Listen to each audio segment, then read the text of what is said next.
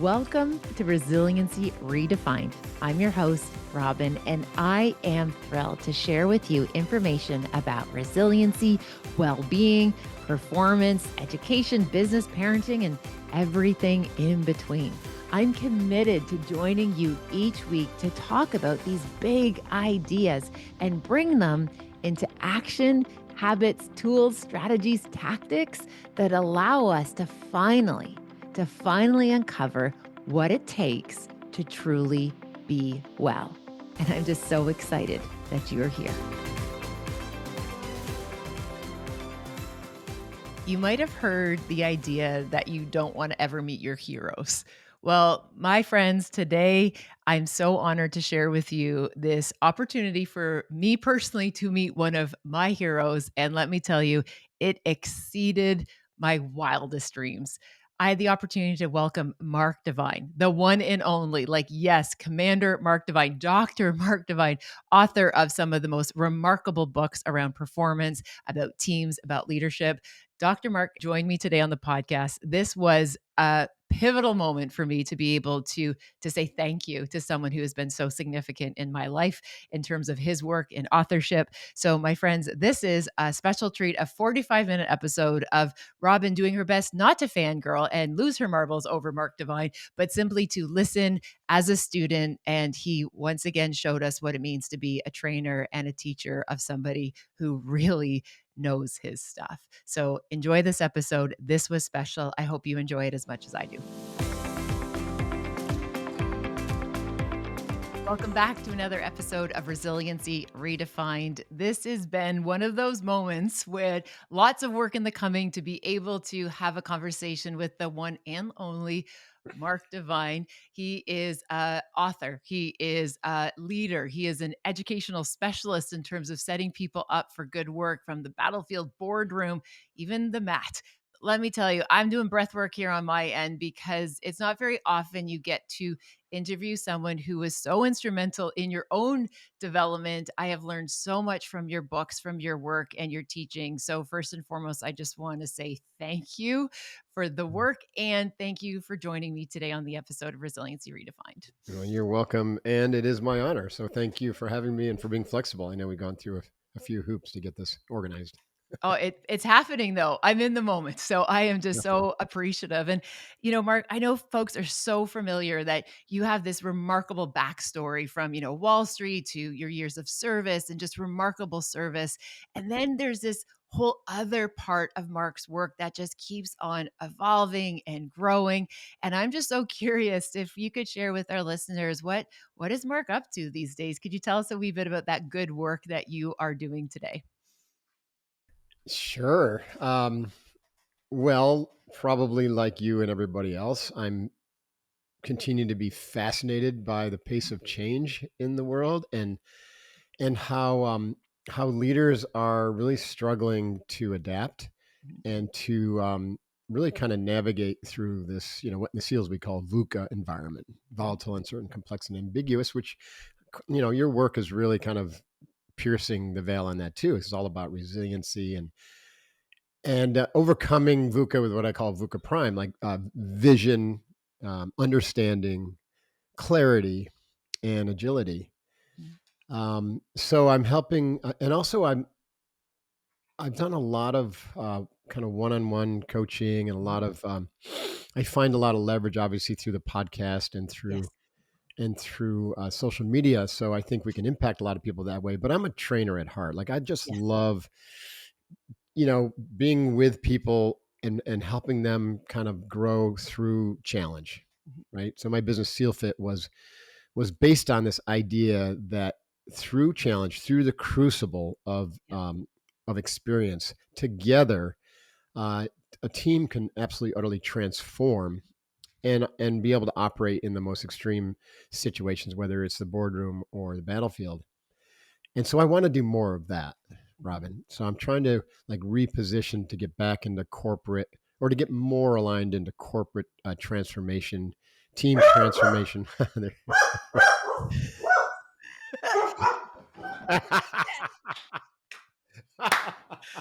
I love it. We got The dogs are thinking, Overwatch. My Overwatch, they Now, are if looking they for can the threat. see my dogs through that window, that would be a real feat. So, Oh, Mark, I love that we both, before we hit record, we were like, "This is a puppy-friendly zone, just hopefully heads up, fun. we have puppies." I feel I love that your puppy was the first to say hello, and my puppies jumped in Overwatch to say, "I don't know where it's coming from, but we'll keep an eye out."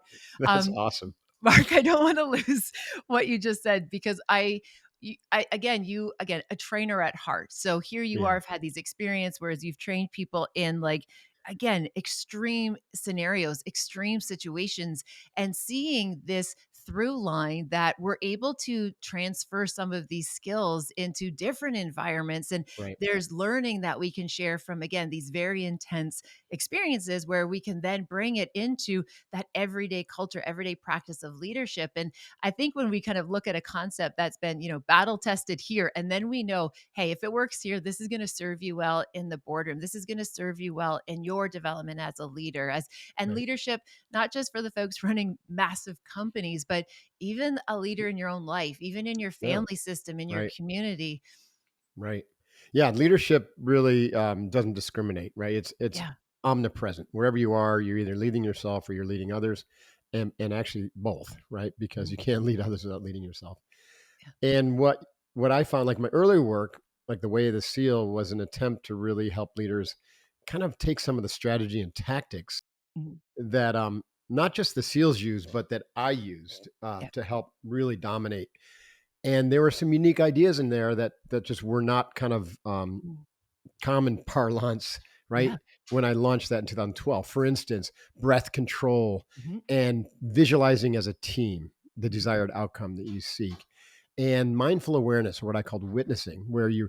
you become non-reactionary, just radically curious about what's going on without having it basically, overtake you, Mhm. Yeah. and get so caught up in it. I mean, that's how SEALs really dominate in the battlefield. They're calm Mhm. because of the breath control. So I taught box breathing, That's right. and now the SEALs are teaching box breathing to the trainees. And you think, well, they probably were doing it all along. Nope, not until I started teaching it, which Yeah. is really cool. Um, at any rate, so the world today isn't so different than the battlefield of the SEALs. Yeah. The risk to life isn't as high, although I mean, geez, look what's going on. You could almost say it's getting that way too, Yeah. right? With all the violence in the world and the randomness of it. Mhm. So I think these skills are not just interesting and nice to have, but they're necessary to have. And Yeah. they're basic human skills. You know this, Rob, like for as long as we've been around, and for probably hundreds of years, development was very linear, left Mhm. brain, horizontal, to just, kind of give you some strategies and tactics and skills to be able to be effective and efficient in the world, right? And to get along and not make too many waves. Yeah. But and it was all biased toward action, Yes. and so it was very yang, to use the yin yang kind of Yes. lexicon. And nowhere did you find, unless you were involved, like I got involved in Zen training when I was 21, and it never Yeah. stopped.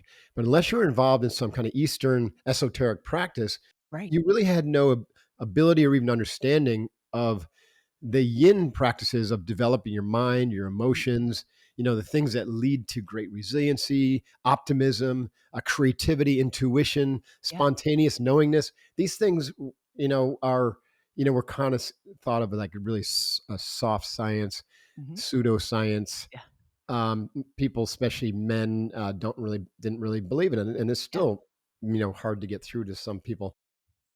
And so what I found though was that those were the more valuable Yeah. skills, right? Mhm. When I went through SEAL training, 185 hardcore guys in my Mhm. class, all of them eminently qualified, super Yes. studs.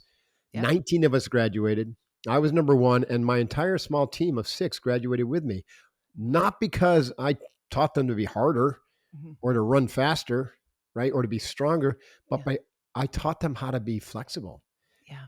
and adaptable, right? Mhm. And creative with their problem solving. And I taught them how to pause and breathe and become non reactionary. And I did Yeah. that through breath work, visualization, mindfulness, Mhm. all these things.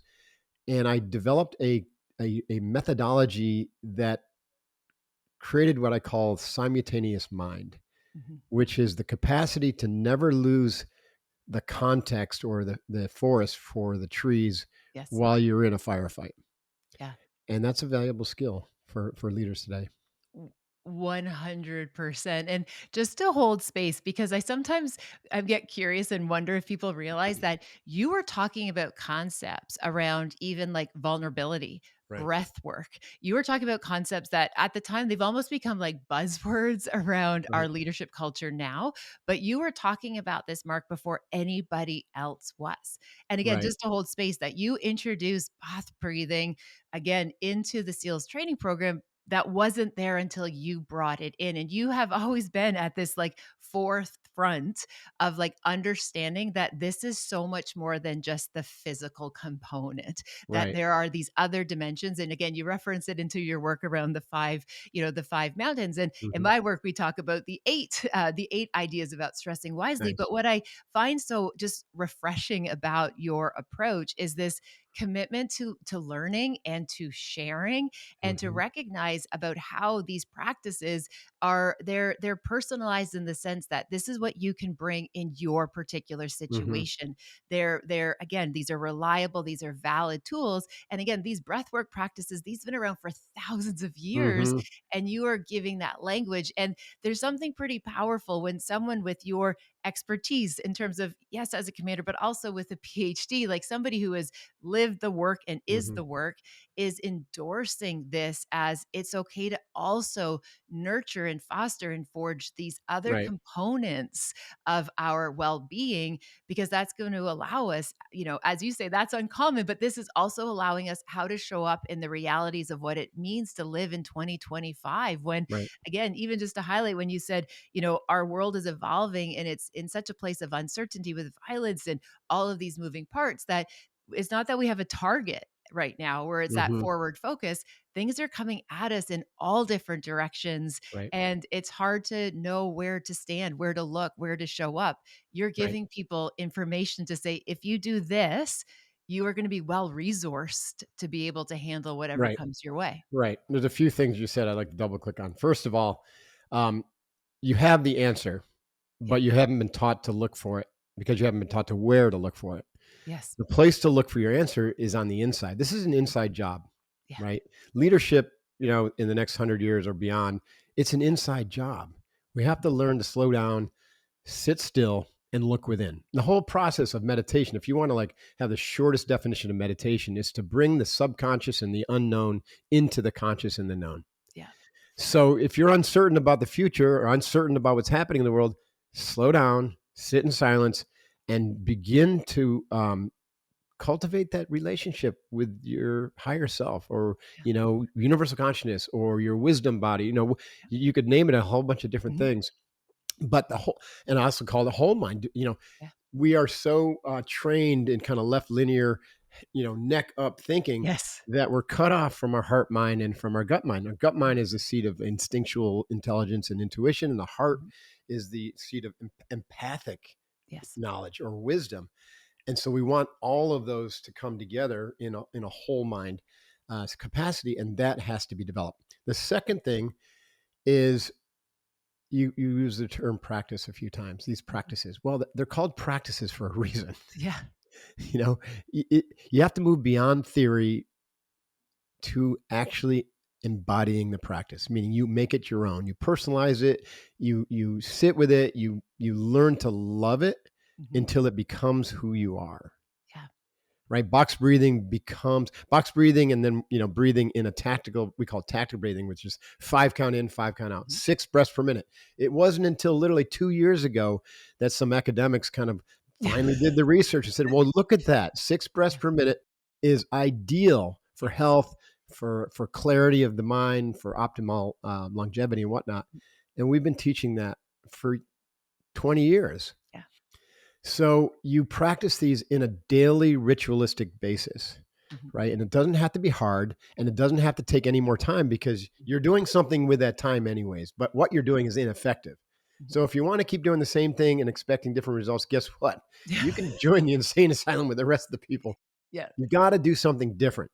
Yeah. And so what we're positing is that different is to do the yin practices. and they don't have to be esoteric. Like these are, in fact, this is funny. When I started teaching breath control and visualization and meditation to SEAL trainees, and these are 18 to 26-year-old men, Mhm. um, and I had learned them through Zen training, through thousands of hours of yoga teacher training and meditation retreats and everything. Because I'm just like a relentless self learner, Mhm.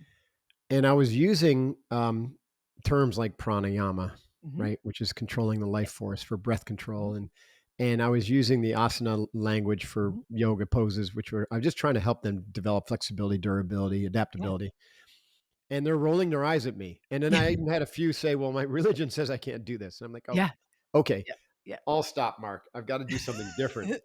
So I called it stripping the foo out of the kung fu, and I just started creating little drills and naming things like Yeah. with English terms like box breathing, Mhm.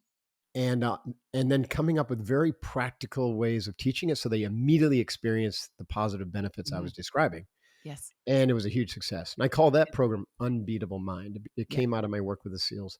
Yes. So back to the idea that it has to be a practice, Mhm. and it has to be a practice that leads you progressively more inward to Mhm. stillness. Yes. So we have this saying in one of my meditations, or it's actually a visualization slash meditation called "Still water runs deep." Mm. Right? It's kind of a reference to how, like, if you ever gone whitewater rafting Mhm. and it's all turbulent because Yeah. everything's shallow. Well, that represents your ego mind, your kind of drama mind. It's like choppy. It's Yeah. racing all over the place. It's always running after the next kind of thing that's going to make you feel safer or better Mhm. or more comfortable. And so it's kind of like a navigating down the Mhm. rapids trying to find the smoothest path. And life is like that for most people. It's choppy, turbulent. Every Yeah. once in a while you get into a little groove and you're like, "Oh, everything's Mhm. good." And then boom, here comes another Yeah. rapids. Once in a while, the water will get much deeper. Usually when you're rounding a bend, it might be Mhm. like a fishing hole, and suddenly it gets really still on top, right? Still water runs deep. So the idea is to develop the capacity to have that still water experience all the time, regardless of how choppy the world is outside of you, which is always going to be changing and choppy. Yes. The only way to do that is to follow your breath and then your mind and your emotions and develop the capacity for stillness. Yes. And the only way to develop that capacity for stillness is to detach from them, Mhm. to see the thoughts and emotions as things that are happening Yeah. to you, but they are not you. Yes. Yeah. And that takes practice. Mhm. And it doesn't happen by listening to a guided visualization, Mhm. right? It simply does not. Um, Meditation is highly personalized and it has to be done in a progression Mhm. because there's preparatory work that needs to be done. Yeah. Similar like the movie Karate Kid, the kid Yeah. wanted to go right to the secret movements, and That's right. and Miyagi-san said, "No, go wax the fence, wax on, Yeah. wax off." Yeah. And that was, very similar to the yoga tradition saying, "Okay, first you're going to do these asana. The asana is going to prepare your body and mind so that you can Mhm. sit in meditation." Yeah. And what do Mark, they it's do next? good. Then they did breath work because the Yes. breath work stabilizes the mind and it bleeds off any excess stress and anxiety and gives you this very, very balanced kind of physiology and psychology so that then you can go do the next stage, which is concentration training. So Right. this is what we teach. We teach physical health, that's a physical mountain. And then when it comes to mental mountain, we teach bridging arousal control. We go into Mhm. attention control and concentration. It's like classic Zen training, what I learned from Nakamura in New York. Mhm. And that stabilizes the mind, makes you less distractible, makes your mind more powerful and able to penetrate deeper. And then we go into witnessing. And what you do literally is you take that sharp mind, Mhm.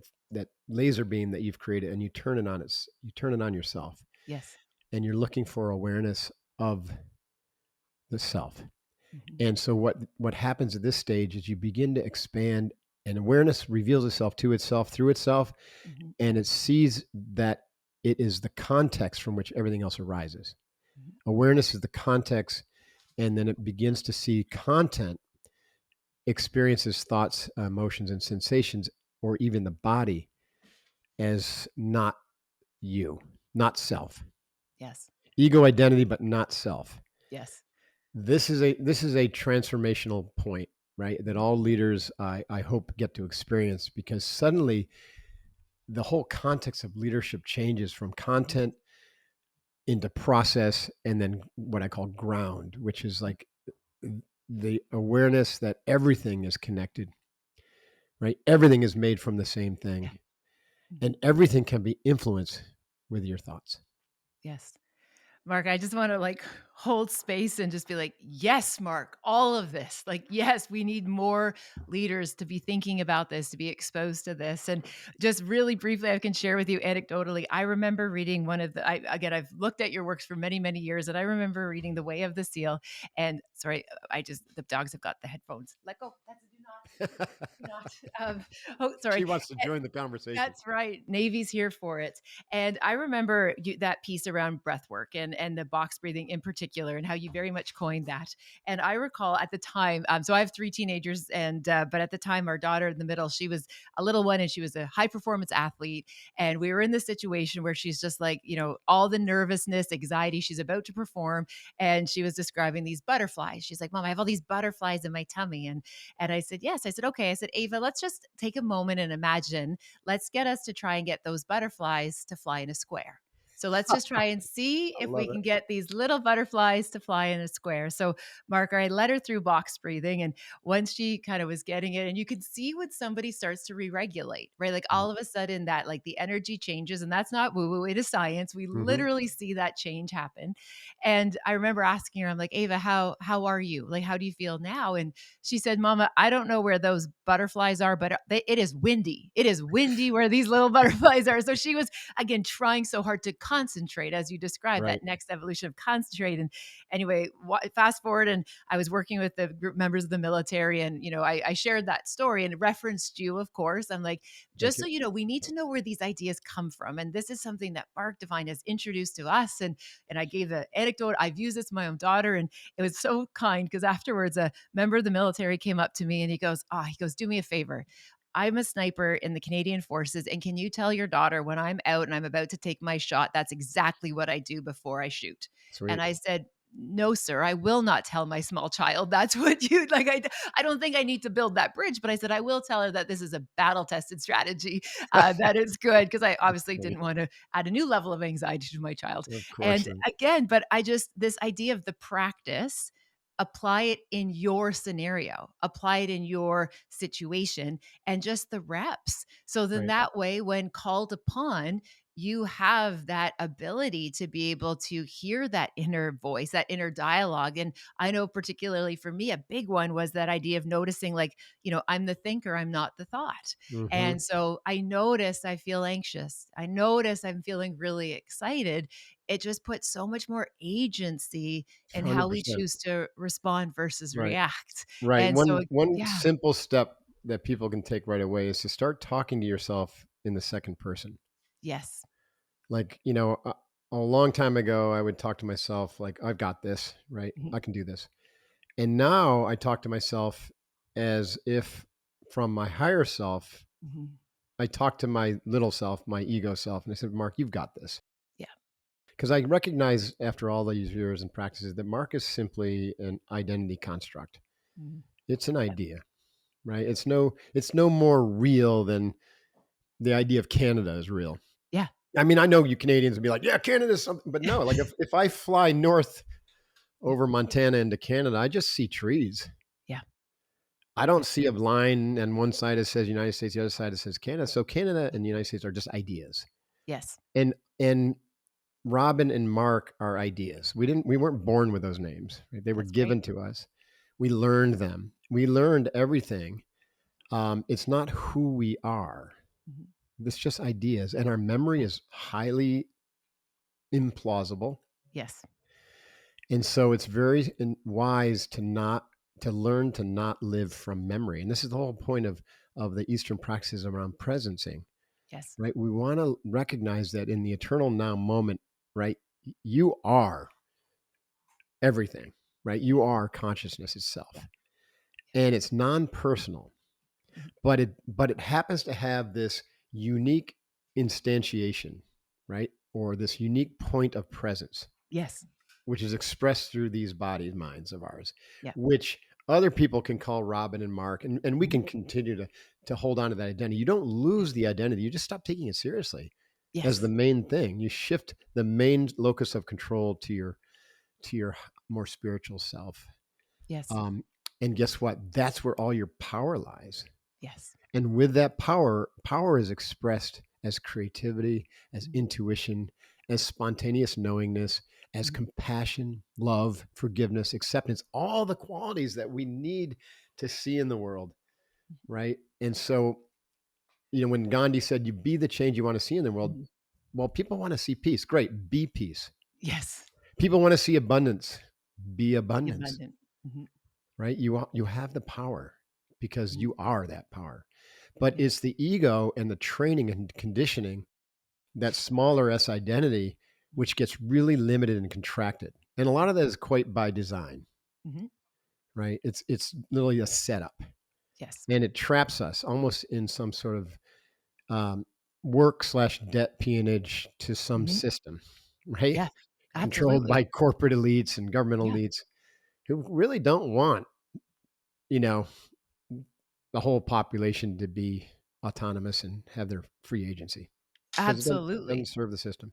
Yeah, absolutely. And what I appreciate there that you're sharing is just this idea it is just so much greater than us, right? It's Mhm. just so much greater than these labels, these pieces, or just this almost like this, we go on autopilot throughout the Mhm. course of our day and we're in this constant chase and this hustle and this, perform, achieve Right.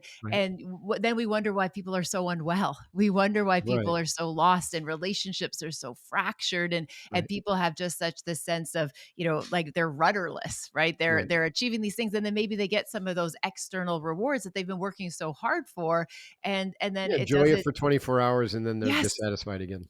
Yeah, absolutely, absolutely. So again, I just also appreciate from you where you are positioned and in your platform. Like I feel like one of the things, Mark, that I've taken from your work is this like massive permission slip that we don't have to do it that way. Right. And the fact that you are coming here with like, yes, like immeasurable courage, but compassion and this idea about heart work and breath work and kind of getting us to think below below our shoulders and like those are Mhm. valuable pieces of wisdom and knowledge. You're giving us a whole generation of a permission slip to Right. say we don't just have to keep doing it because this is the way that we've been doing it for so long. That's right. It's interesting. I think Brene Brown scared a lot of men because they're like, "Well, I don't want to be vulnerable. I don't even like I'm a Navy SEAL. I don't, we train not to be It's vulnerable just to the because it's enemy, right?" against your So I ethos. do Yes. write about that in Staring Yeah. Down the Wolf, my book, Yeah. Staring Down the Wolf, which is about building elite teams. I said, "Well, Yeah. I get what she's saying and she's right, but how Yeah. about we just use the term authentic?"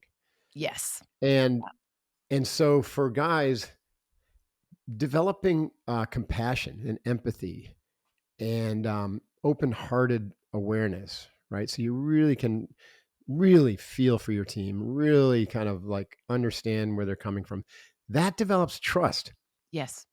Trust is the glue, right? Yes. It glues the team together, or it'll shatter it if Yeah. trust is breached. That's why Lencioni made it the first of the dysfunctions of the team. Like he said, five Yeah. dysfunctions of the team. The first one is Mhm. low trust. Yep. So doing this kind of work doesn't make you look weak. It actually strengthens you Mhm. both in a very real way because you become much more adaptable, Yes. much more flexible, much more accepting and forgiving. Those are all very good qualities. Yes. And it makes you more trustworthy, Yeah. which means people are going to trust you more. And that's what all people are looking for in a leader. Absolutely, because that makes us feel safe, right? Right. That are those mirroring neurons will look at that leader and say, "This is real. This person's in alignment. This is integral," and they all of a sudden feel safe. And when the world feels so unwell, we're Yeah. looking for that steadiness. And for folks who aren't able right now to cultivate those practices and do the work, and as my friend Phil M. Jones says, it's the work before the work, right? Yeah. Nobody likes to do the work, period, let alone the work before the work.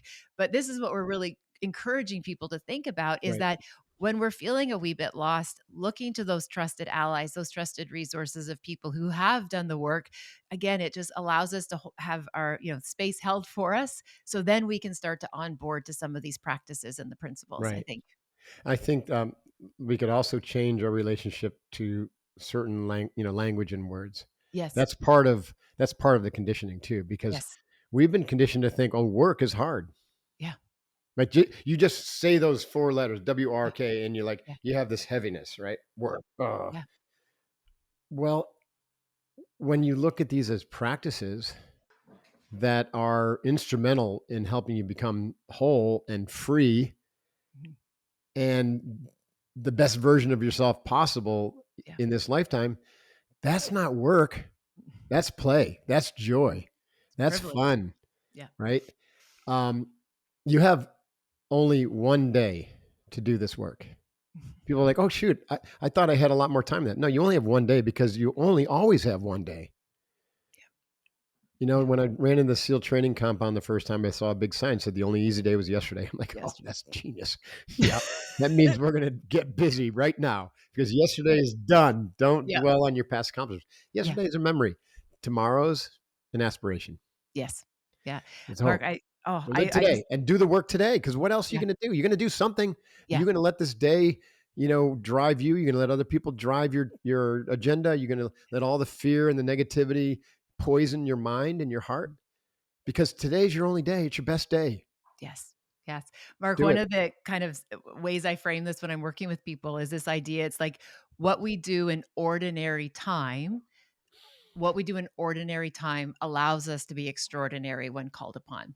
Yes, It's I the love that. practices that we do, the everyday, the stuff that might feel boring, the stuff that might Mhm. not feel very glamorous.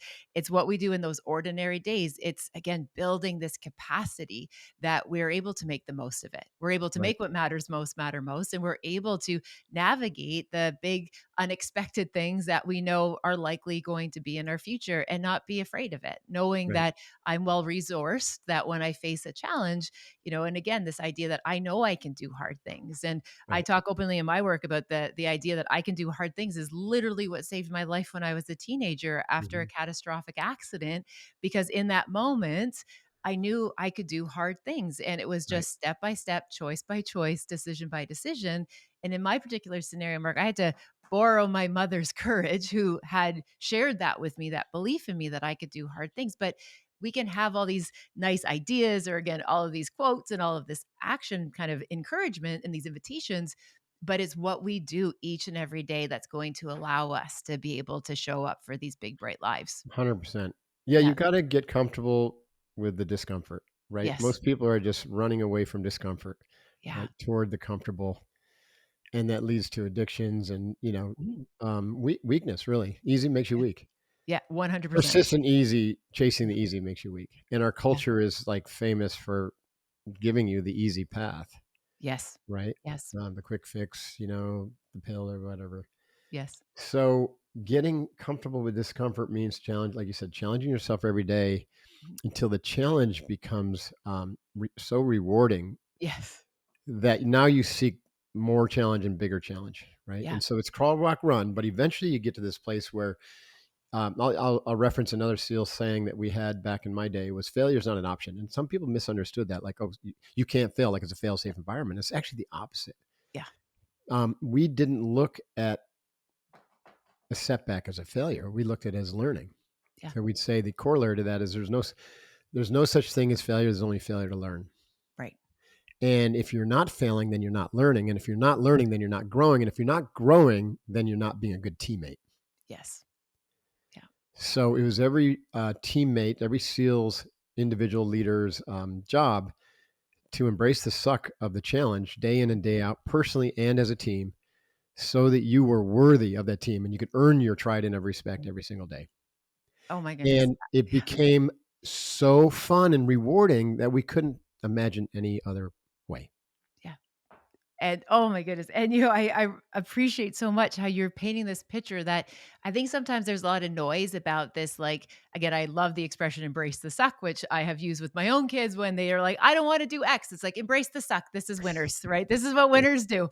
Winners Right? do that. And but this idea about when we show up in that discomfort and then we realize it's actually not that bad, right? Right. Even in the moment, our survival rate for hard things, it's 100% in the Right. moment that we are in. That's And right. again, just kind of almost reimagining and kind of redefining some of those limits that we're putting upon ourselves in terms of Mhm. like, oh, even just, oh, I don't do don't do difficult conversations well, or I don't handle change well. And we talk about this idea that beliefs are just practice thoughts, That's and right. the more we Habituated. practice setting us up in the right direction, it makes the world of difference. And just Mhm. one other quick little anecdote. I remember when my oldest was off at university, and he came home, and he said to me, he said, "Mom, it's really actually not hard to be great right now." And I'm like, "Okay, tell me more. Yeah, That's right? odd." Tell And me more. yeah, tell me more. And If Hunter you said, think "Yeah, everyone getting an A is great, then yeah. you've been misinformed. Exactly, and he said, "You just show up and you do your work, and you make eye contact with your professors, like, you help the person beside you. Like, this isn't complicated to be great right now." But he said, "So many people are just so worried about themselves that they're not realizing that it's like when you look up and you pay attention and you are in that place of service, you are in that place of just basic civility." He's like, "The world just keeps opening up for you." And I just Exactly. remember being so happy for him that he had that moment of just Mm. like, it doesn't take a lot to be extraordinary, but it's the practices, the things that we know, fundamentals will make the biggest difference. Yeah, 100%. Yeah, I love that. I love Now one thing you said, though, this is really important for people to recognize. No matter how hard things are, if you can just pause and take a breath yeah, and say, "In this moment," like, "Am I at risk of death?" Right? yeah, Having a crucial conversation, "Am I at risk of death or the whole world falling apart?" yeah, No, mhm, you're actually not. yeah, Now, I'm not saying, like, if the hurricane is coming toward your house or a tornado, yes, you better yeah, move, right? There's some of practical course, yeah, considerations here. But for most cases, right, challenging situations, yeah, are you really at risk in this immediate moment? mhm, No. Most of it is mental processing that's been habituated yes, and built upon usually some neurotic response, or mhm, which made a lot of sense at 4, 6, 8 years old, yes, based upon some unhappy or unhealthy situation that was happening. But that neurotic response gets parted out, and now it becomes an adult neurosis, mhm, which shows up as anxiety or mhm, fear or anger, right, mhm, or rage, or some sort of project projected yes, judgment, yeah, negativity, whatever. yeah, And so it's all made up, yeah, right? One of my teachers said essentially the world that you live in is a mind generated fantasy. yes, yeah, It's a reflective universe. What you put out, you get back, mhm. right? What you perceive influences what you believe, and what you believe influences what you perceive. Mhm. Mark, that's amazing. And a question, I'm so mindful of your time, and again, I just appreciate this conversation. I know it's going to impact so many people. So thank you for this. I'm so curious. As you know, I am putting my research right now is directed towards the practice of hope and Mhm, living hope filled. mhm, And a question that I've been asking people, and again, I feel honored to be able to ask you is there a story or a moment top of mind where you've seen hope in a pretty significant way recently, or maybe in the past, but just where hope has come into a scenario or a situation that a story that we can share, because part of my mission right now is to share hope filled stories. And mm. I'm just curious if you have a story or a reflection about hope that you'd like to share with us. I mean, there's so much I could share, but there's first off, hope is the opposite of despair. Yes. And what usually is in between hope and despair is just neutrality. Mhm. And neutrality is okay, but it's a very slippery slope and a quick path to despair from neutrality, Yeah. because the mind is 5 times as likely to be negative as is positive, and we're constantly fed a diet of negativity on our social Yeah. media and our news and whatnot. If you're not training your mind, someone else is training it for you, and the results will speak for Wow. itself. So hope must be trained. Yes. In my book, Unveil Mind, I talk about the big four skills of emotional resiliency: Mhm. optimism, hope, Yes. optimism and hope, right? Abundance, hope, Mhm. positive mindset, hope, Hope. and focus on others. Mhm. which means you hope for a better future for them, which means Yes. you expect a better future for yourself, and that we have the agency to make that happen. Mhm. So hope is trainable skill. Yes. It requires that you, again, back to the idea of immediacy, that you look at the situation around you and recognize that what you have already is extraordinary. Yes. Starting with this life, this Mhm. precious human life. I mean, it is absolutely extraordinary. There is probably countless souls who would swap positions with you in a heartbeat. Yeah. And most people just take it for granted. Mhm. So just start right there, right? Wow. What an incredible gift. Mhm. And then we live in a world of absolute abundance, Mhm. right? The average homeless person in California is far wealthier than the wealthy people 200 years ago. Yes. Yes. I mean, they got Venmo, for gosh sakes. That's right. Yes. So we Absolutely. already live in an abundance. And by the way, abundance is created with the mind. There's not one world out there. There's 8 billion worlds from a human perspective, Yes. and then countless others from all the different, species and beings. So we create our own reality. And so if you want to live in heaven on earth, then hope is really the anchor. Yeah. I mean, that's the foundation, not the anchor. That's the foundation. Yeah. Because with hope, you're forward focused, you're optimistic, Yeah. you're abundant, and you're able to take your eyes off yourself and put them on others because of that strength that you have. Yes. I was in a really bad accident recently in Canada, of all places. North Quebec, In snow northern yes. Quebec, Northern freezing Quebec. 20 below zero Yeah. in February. And I had finished my PhD and finally said yes to someone who had asked me to go to this little snowmobile trip for 3 years in a row. And I knew it was one of those things, be careful what you say yes to, right? Yes. Gosh, In a yes. moment of weakness, I said yes to something I probably shouldn't have. And I'm finding myself, holding on for dear life on the snowmobile going 80 miles an hour and thinking, oh gosh, I got to do 4 days of this. Uh-oh. Navy SEAL commander, I don't have a need for speed anymore Yeah. or Yes. anything life threatening. Anyway, Nothing to so prove. I know Nothing to prove. nothing to prove. And I'm going, and then we go through this wooded area and now we're like going 40 and I'm trying to keep up with, I can barely see him. Yeah. And I go around a corner and there's another snowmobile coming right at me, some Canadian guy, eyes as wide as saucers. And he didn't move. And I'm thinking, uh-oh, head on collision, not going to go well. So I tried to pass on the right Yeah. and my snowmobile didn't make it. It hit a ditch and yours truly flew into a tree at 40 miles an hour. By the grace of God, I missed hitting my head, straight on. I clipped the side of my helmet because my body was rotating because it must be all my martial arts training going into that Cor roll. Mhm. And I took the blow on my upper back and shattered my scapula in 18 pieces, broke 8 ribs, internal damage and whatnot. But anyways, Punctured back to lung, hope. Punctured my punctured lung. lungs. Yeah. Yeah, like Lots of, I mean, I didn't have my voice back for like, that's one of the reasons I think we kind of postponed was because I couldn't really talk that well. yeah. Yeah. Anyway, so I come to and I'm laying in this snowbank and I'm looking up through the trees and I see the clouds and the blue sky and the snow in the trees because it recently snowed. And I'm like, this is beautiful. Oh my god. Like, oh, God, this is beautiful. And I'm like, I'm pretty sure though that this is Canada and not heaven. So yay. I think that's great. I'm Still I here. wasn't sure how that was going to go down, but Yeah. still in Canada. Still And then I wiggled my toes and my fingers, and I was able to move my legs and arms, and I was like, oh, this wave of gratitude kind of pressed over me. It's, oh oh my my god. God, wow! Right? I've been given a second chance, and so of course, then I was like, okay, so I don't want to miss the learning in this, right? So there's reasons things happen, Mhm. or if you don't think there's a reason that something happens, then you can find a reason for things Yeah, happening. yeah, That's part of resiliency, right? It's to yeah. learn from Meaning it, making. regardless of what Yeah. you think caused it, because linear cause and effect is a fantasy. Mhm. There's an infinite number of causes for everything. And it's also because the world is nonlinear Mhm.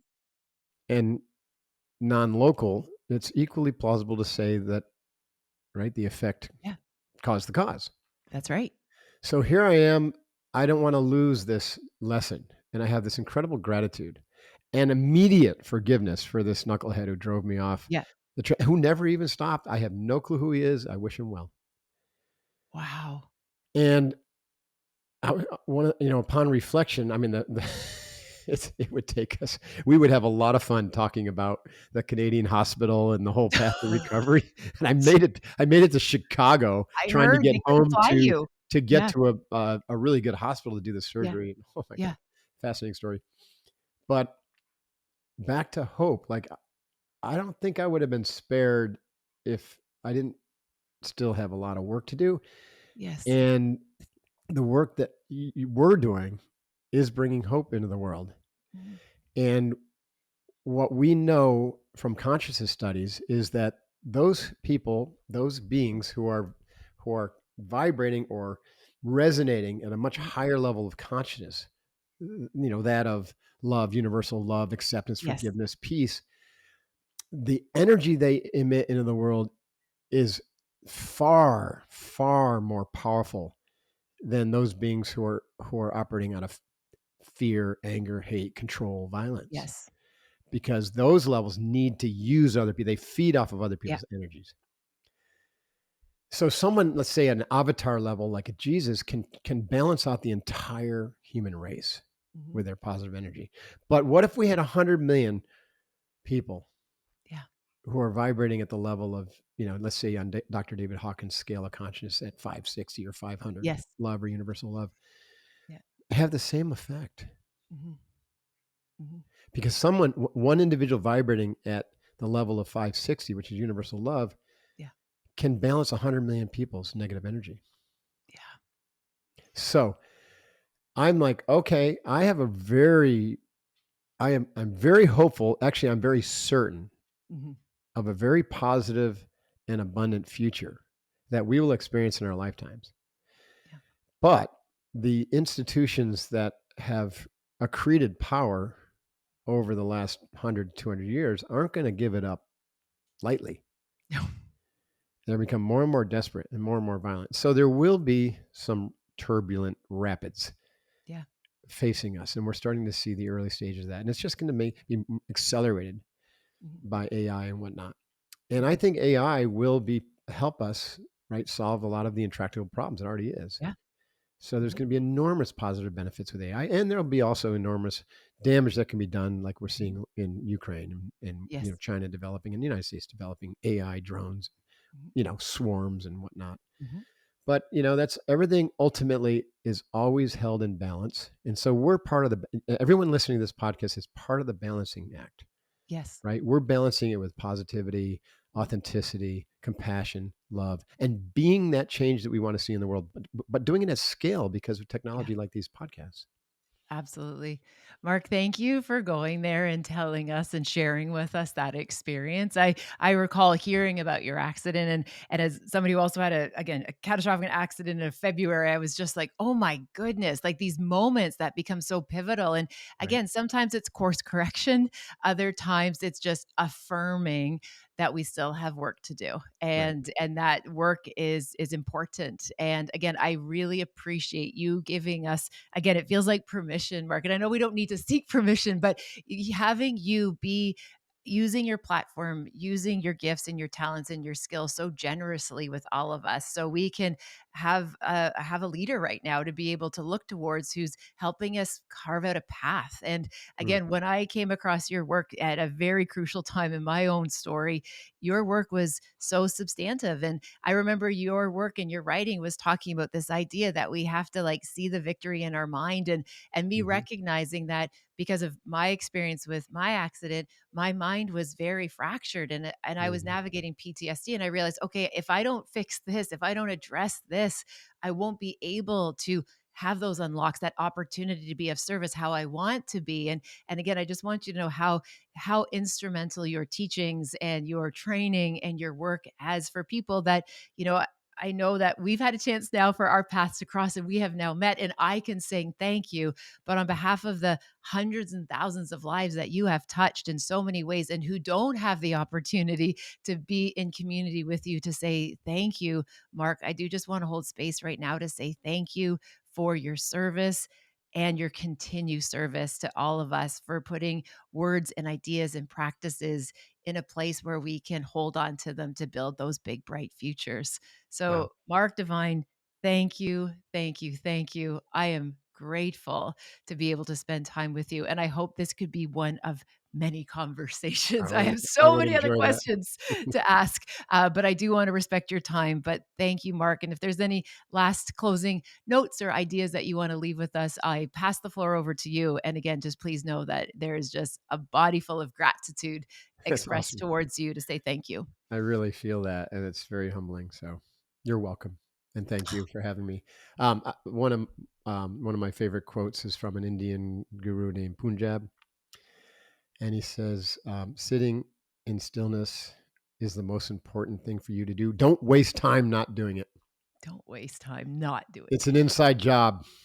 To learn to slow down, sit down, and make the unconscious conscious, so you can see your true nature, which is pure awesomeness." Thanks, Mark. Hoo-yah. Yeah. Oh yeah. Appreciate Oh, he you, Robbie. said it. Hoo-yah. Oh yeah, he said it. Oh my gosh. I actually had marked mine say hooyah. And we made you laugh. You saw my dogs and your dogs. I got you to laugh. You said hooyah. Mark, this is a good moment. Thank It's a you for good being one. in this moment with me. Thank you for spending time with this podcast episode today. I hope you found something helpful in Resiliency Redefined. Please feel free to share it with somebody who you might think could benefit. Maybe there was something useful, something in particular that you think you could pay forward. Also, if you have a moment, please feel free to rate and review this podcast wherever you like to listen to your podcast. It means the world to me. And again, thanks for your time. Thank you for your interest. Take good care, and I'll see you next time.